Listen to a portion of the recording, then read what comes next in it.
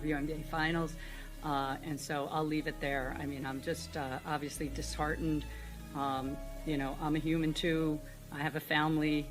I have 2 kids who are devastated by these comments. And so all I'll say is just, you know. Behind closed doors at the highest levels of professional basketball, a quiet panic is unfolding that could permanently alter the landscape of women's sports, sparked by a single player who has realized the absolute magnitude of her own power.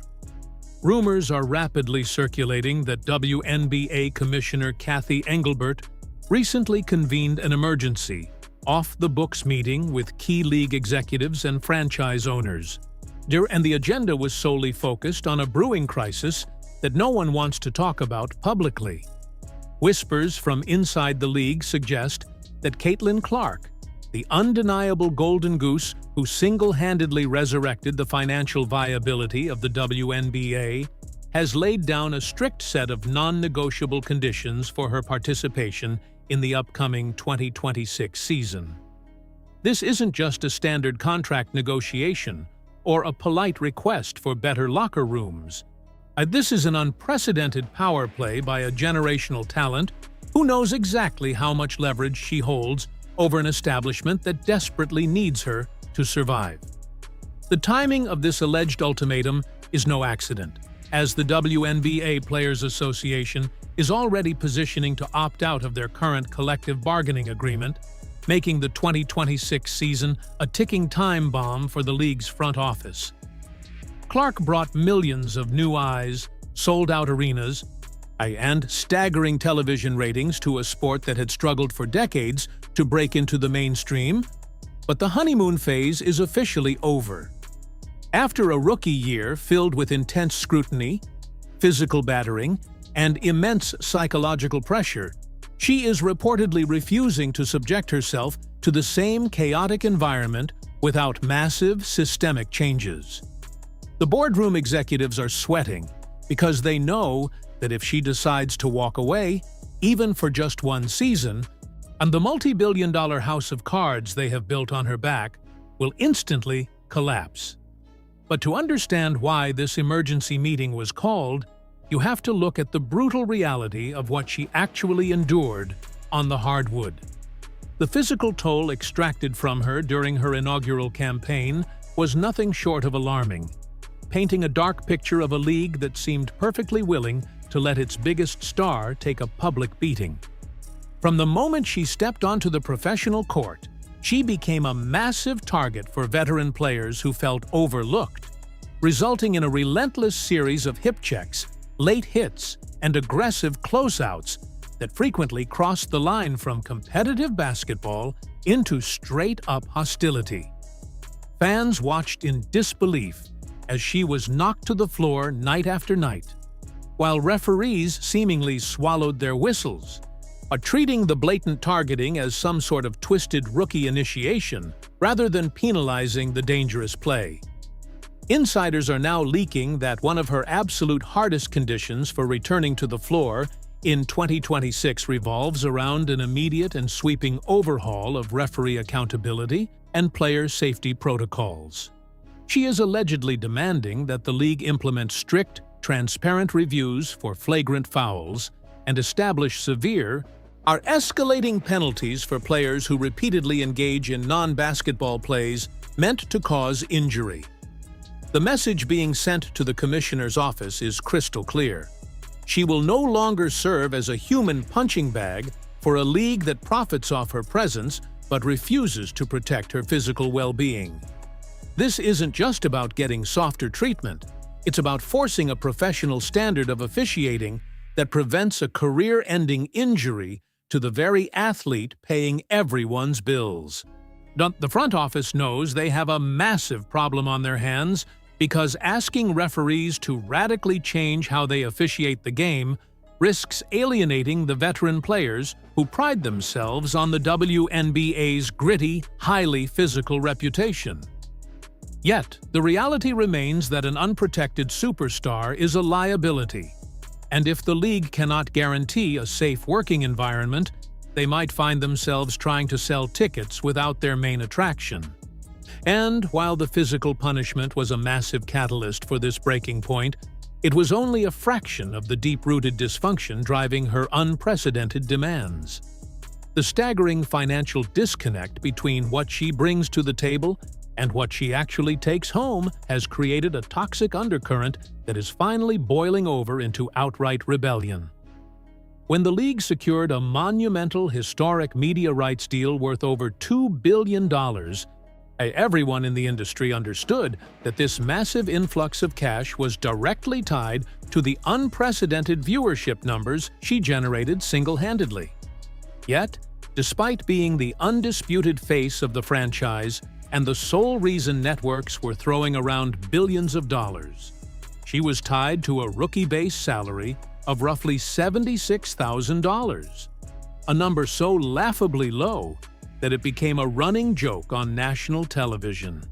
Speculation is now running rampant that her camp has drawn a hard line in the sand regarding the upcoming CBA negotiations, demanding a radical restructuring of the revenue-sharing model that currently heavily favors the owners over the athletes. She isn't just asking for a slight bump in pay. She is reportedly pushing for a system that ties player compensation directly to the specific revenue and ratings they generate, a model that would completely shatter the traditional socialist wage structure of the Wnba. This condition has sent shockwaves through the owners' boxes because giving in to this demand would mean fundamentally changing the economics of the entire sport, potentially forcing owners to open their books and share their profits in a way they have violently resisted for decades. Her camp knows that she generates more merchandise sales, higher ticket prices, and better television ratings than entire franchises combined, and they are tired of watching the league pocket the massive surplus while she plays for pennies on the dollar. The threat is terrifyingly simple. If the financial structure isn't modernized to reflect her true market value, by the time the 2026 season tips off, she has absolutely no incentive to continue enriching a system that refuses to pay her what she is worth. But the battle lines aren't just being drawn over dollar signs and bank accounts. The fight has also spilled over into the terrifyingly real logistical nightmares she faced every time she stepped out her front door. The chaotic, heavily publicized rollout of the league's charter flight program was an absolute disaster that exposed just how unprepared the Wnba was for the intense level of fame she brought with her. During her rookie season, the agonizingly slow transition from commercial flights to private travel left her and her teammates vulnerable to aggressive mobs, stalkers, and chaotic scenes at public airports that felt closer to a severe security breach than a professional sports itinerary. Reports suggest that one of the most non-negotiable items on her 2026 list of demands is a legally binding, ironclad guarantee of Tier 1 private travel logistics and elite personal security details, entirely funded and managed by the league itself, without exception. She is allegedly refusing to ever step foot in a commercial terminal again or stay in subpar accommodations that compromise her safety and peace of mind while on the road. The league's initial hesitance to provide full-time private jets for all teams was deeply rooted in cost-cutting measures, but her meteoric rise created a terrifying security dynamic where trying to save a few bucks could literally result in a tragedy. She is demanding that the league operate with the exact same logistical sophistication as the NBA, providing dedicated security personnel who travel with her everywhere, ensuring that she is completely insulated from the overwhelming crush of the public. This condition puts the commissioner in an incredibly tough spot, as funding this level of elite security and private travel requires millions of dollars in operational costs that many smaller market team owners are fiercely pushing back against. However, the alternative is forcing the most famous female athlete on the planet to navigate public spaces without adequate protection. a gamble that could result in a devastating lawsuit or worse if a dangerous situation were to unfold. Yet, while the front office scrambles to figure out how to pay for these logistical upgrades, a completely different kind of war is brewing quietly within the locker rooms themselves. The sheer audacity of a young player attempting to dictate league-wide policy has ignited a fiercely guarded backlash among the old guard of the WNBA, creating an incredibly tense divide that threatens to rip the league's internal culture apart. For nearly 3 decades, the veteran players have grinded in relative obscurity, playing overseas in grueling international leagues just to make ends meet, flying coach, and fighting tooth and nail for every small concession they ever got from the owners. Now, they are forced to watch a second-year player effectively hold the entire commissioner's office hostage, demanding luxury travel, personalized rule changes, and massive financial restructuring before she even hits the prime of her career. Whispers from inside various locker rooms indicate that several high-profile veterans and even some seasoned head coaches are furious at the prospect of the league bowing down to her demands, feeling that it disrespects the foundational players who literally built the WNBA from the ground up.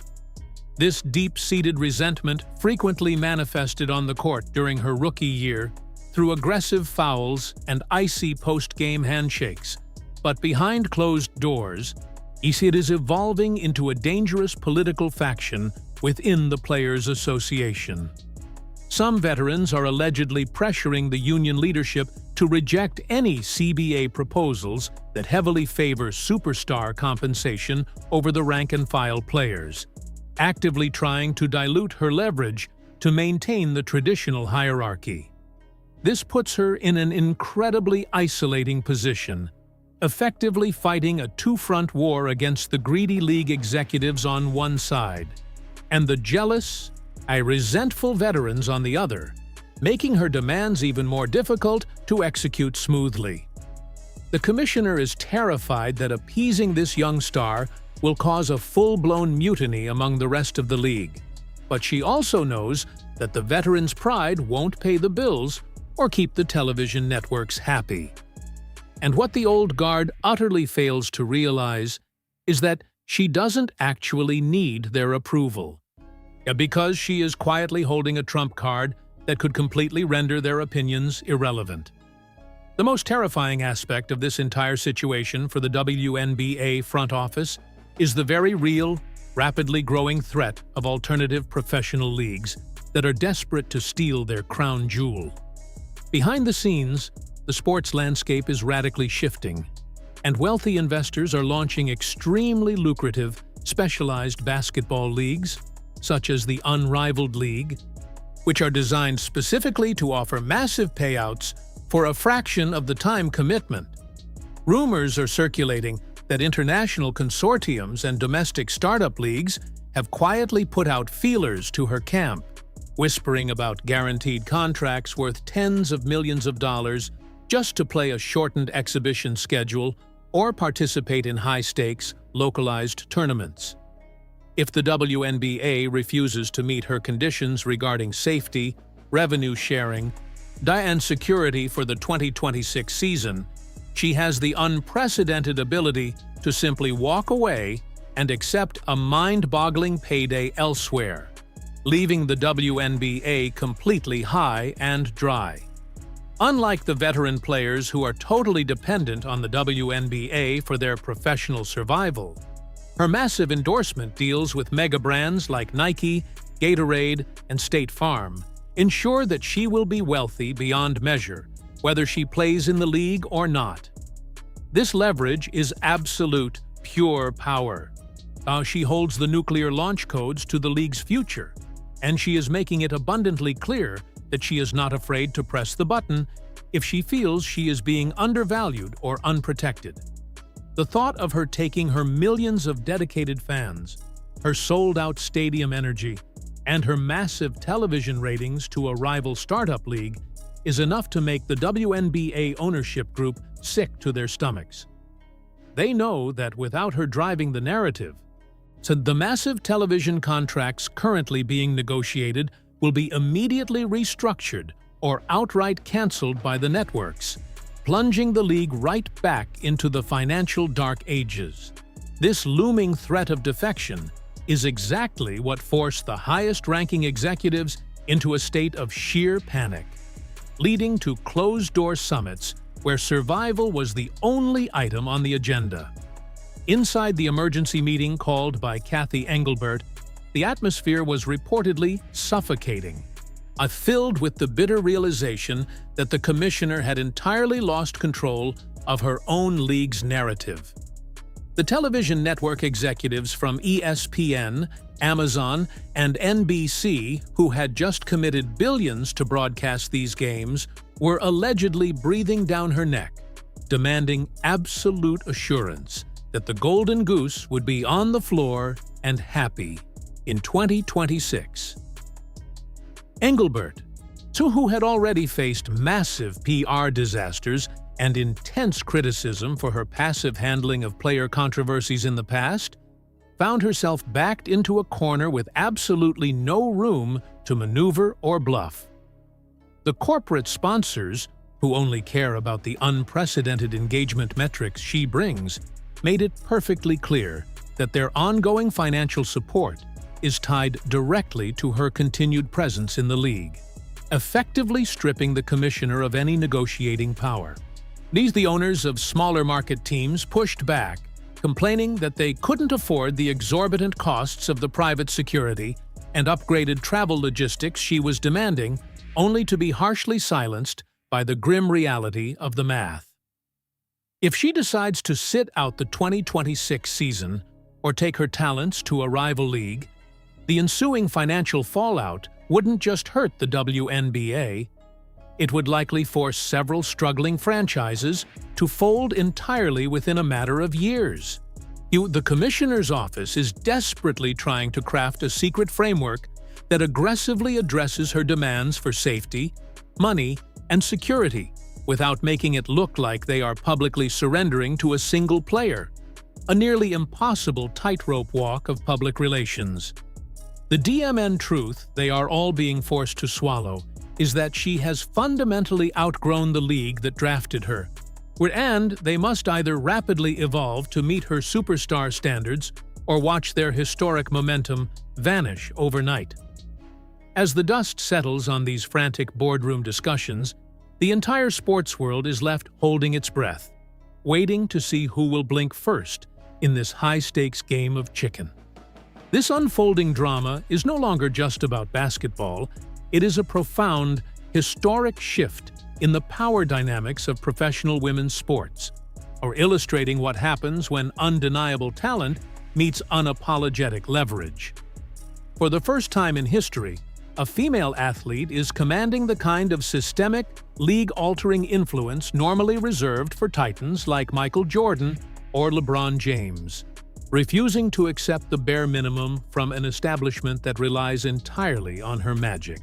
Her reported ultimatums for the 2026 season are a brutal wake-up call to an old-school system that thought it could simply exploit her popularity while turning a blind eye to her safety and her financial worth. By drawing a hard line on referee accountability, massive revenue sharing, and elite logistical security, she is not just fighting for her own comfort. She is violently dragging an entire professional league into the modern era, whether they want to go or not. And the veteran pushback and the boardroom panic are simply the growing pains of a sport that is being forced to shed its small-time mentality and finally operate like a billion-dollar enterprise. As the CBA opt-out deadline looms closer and the tension continues to mount, the ball is entirely in the commissioner's court to find a way to make this work before the damage becomes irreversible. It leaves everyone watching with one massive, lingering question that could define the next decade of athletics. Will the WNBA swallow its pride and completely reinvent itself to keep its biggest star? Or will their stubborn refusal to adapt end up costing them the greatest gift they were ever given.